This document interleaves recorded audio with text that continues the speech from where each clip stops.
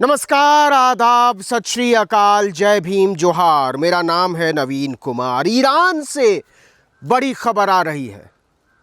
Iran के नए supreme leader घायल हैं या उन्हें मार दिया गया है या वो पूरी तरह से स्वस्थ हैं, सही ठिकाने पर हैं और उनके बारे में सही जानकारी नहीं दी जा रही है। सच क्या है?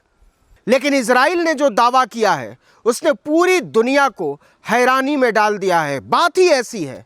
दावा यह है कि 8 तारीख की रात यानी 8 मार्च की रात जिन्हें ईरान का नया सुप्रीम लीडर चुना गया था, मुस्तफा खामनेई, आयतुल्लाह खामनेई के बेटे, उन्हें घायल कर दिया है।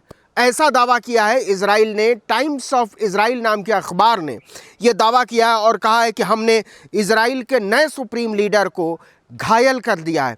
ये नहीं पता है कि सिर्फ घायल किया है या मामला इससे कहीं ज़्यादा का है या फिर इजराइल एक झूठ फैलाने की कोशिश कर रहा है, जैसी कि उसकी आदत है। आपको पता ही है कि डोनाल्ड ट्रंप ने कहा था कि अगर हमारी मर्जी के खिलाफ ईरान का नया सुप्रीम लीडर चुना गया तो उसका कोई मतलब नहीं होगा, हमारी दुश्मनी बरकरार रहेगी, हम जैसे युद्ध लड़ रहे हैं वैसे युद्ध लड़ते रहेंगे, नए सुप्रीम लीडर के चयन में हमारी मंजूरी ज़रूरी है। वहीं इजराइल ने कहा था कि नए सुप्रीम लीडर को हम ढूंढ कर मार देंगे, वो कहीं भी छुपे होंगे, हम उन्हें खोजेंगे और मार देंगे।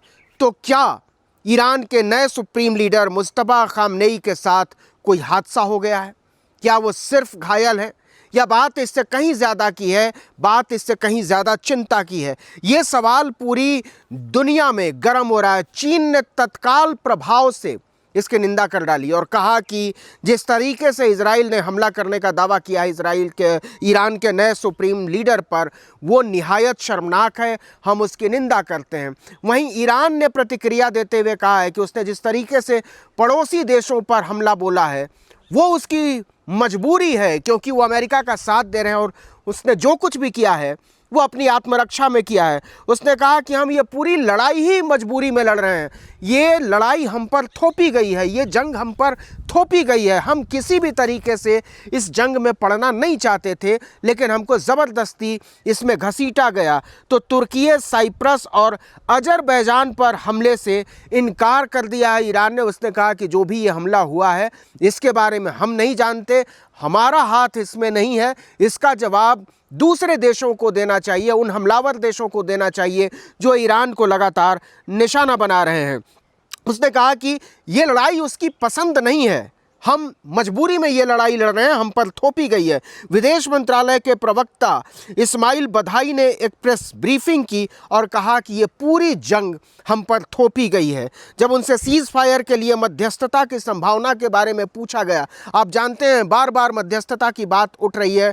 ट्रंप बार बार कह रहा है कि ईरान हमसे बात करने के लिए छटपटा रहा है लेकिन हम बात नहीं करना चाहते। इस पर ईरान बार बार कह रहा है कि ट्रंप लगातार बकवास कर रहा है, ऐसी कोई बात है ही नहीं। तो जब मध्यस्थता के बारे में उनसे पूछा गया कि क्या आप अमेरिका के साथ, इजराइल के साथ बात करने को तैयार हैं, तो उन्होंने कहा कि फ़िलहाल इस तरह की बात करना ही फिजूल है, गलत है।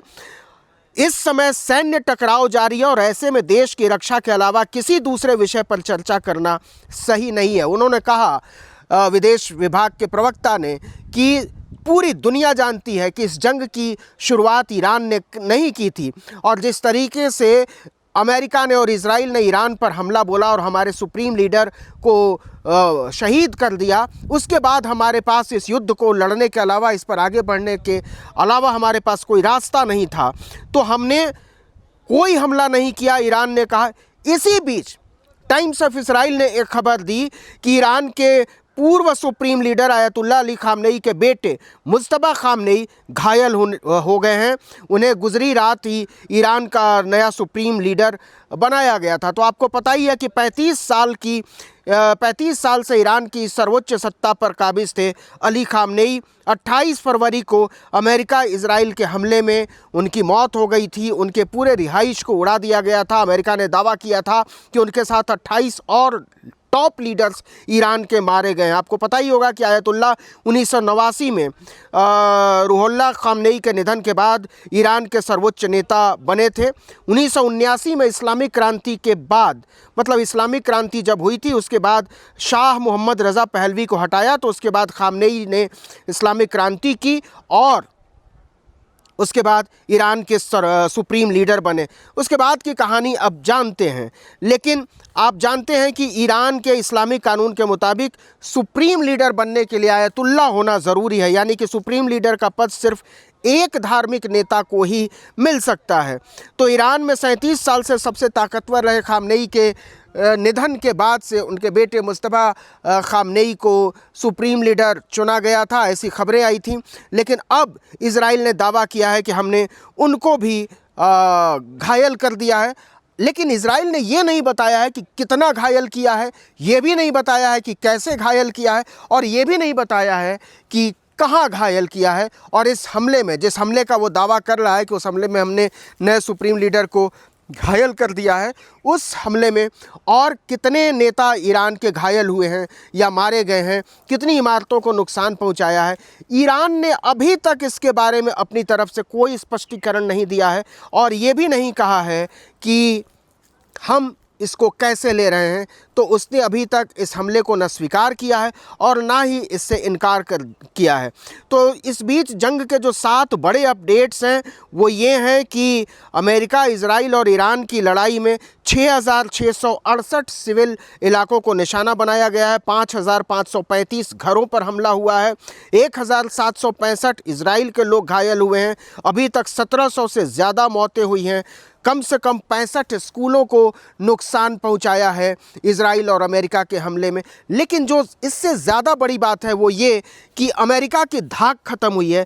अरब देशों ने जो माहौल बनाया था ईरान के ख़िलाफ़, वो पूरा माहौल बेनकाब हो गया है।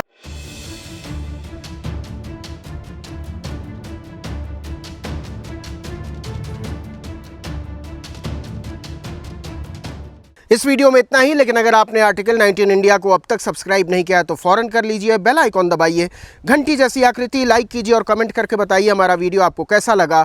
हमारा ट्विटर हैंडल है article19_India और मेरा ट्विटर हैंडल है नवीन जर्नलिस्ट। नमस्कार।